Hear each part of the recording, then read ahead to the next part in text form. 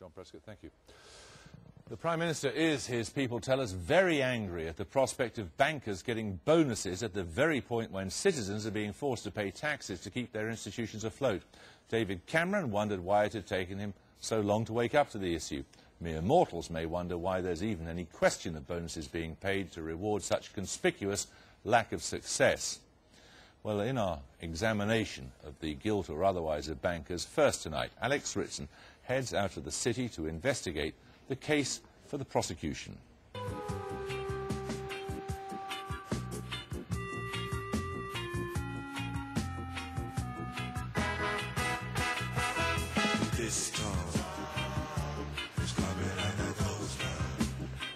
Bankster, a sort of mix of banker and gangster.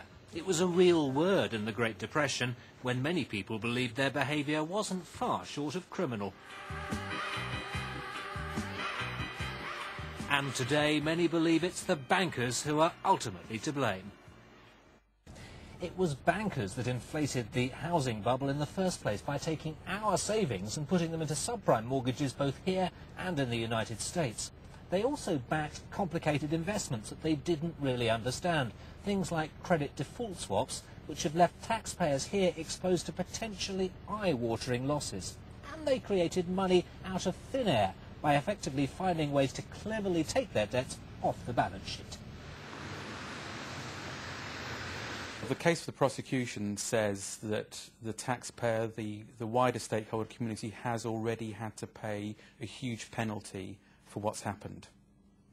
And many individuals in the banking industry do not seem to be paying any penalty for what's happened. And I think with shared responsibility, the argument goes that there must be shared consequences. Having messed everything up, why won't the banks now lend? The government believes it's bent over backwards to help the banks. It's poured billions into shares, working capital and loan guarantees. The total cost, £500 billion. And despite all that public money, the banks still aren't lending. And if they don't start soon, we're never going to get out of this mess. Yet again, the banks are shirking their responsibilities. Banks are supposed to extend credit and take risk. In the last 10 years, they've extended credit loosely and they've not taken risk. What have they done? They've given risk to other people. Leverage, credit derivatives, financial engineering, asset securitization. People like us that can only afford a relative degree of risk are now saddled and burdened with the risk that a lot of commercial banks should be taking, but in fact have laid off on other people. Gordon Brown says we won't reward failure, but the bankers are still being paid with our money. And to cap it all, they still want their bonuses. Something like 5,000 of these city workers took home a bonus of at least £1 million last year. That means anything less than $1 million was actually quite a small bonus. RBS, one of the bailout banks, wants to pay its staff £1 billion in bonuses. That's despite the fact that it's 60% owned by us.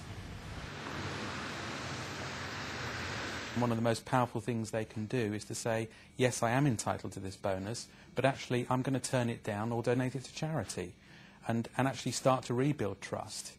If, we've just had billions of losses posted by many of these banks, and they have an opportunity to start to rebuild trust, which they're going to flunk if they're not very careful. In Japan, the bankers who caused their crisis expressed their shame on bended knee on national TV. The bankers who caused this haven't even said sorry.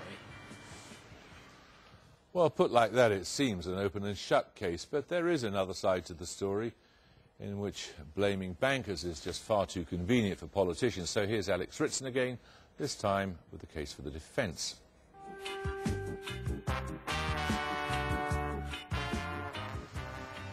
Gordon Brown loved the bankers during the boom. He even gave Sir Fred Goodwin, the former boss of RBS, a knighthood.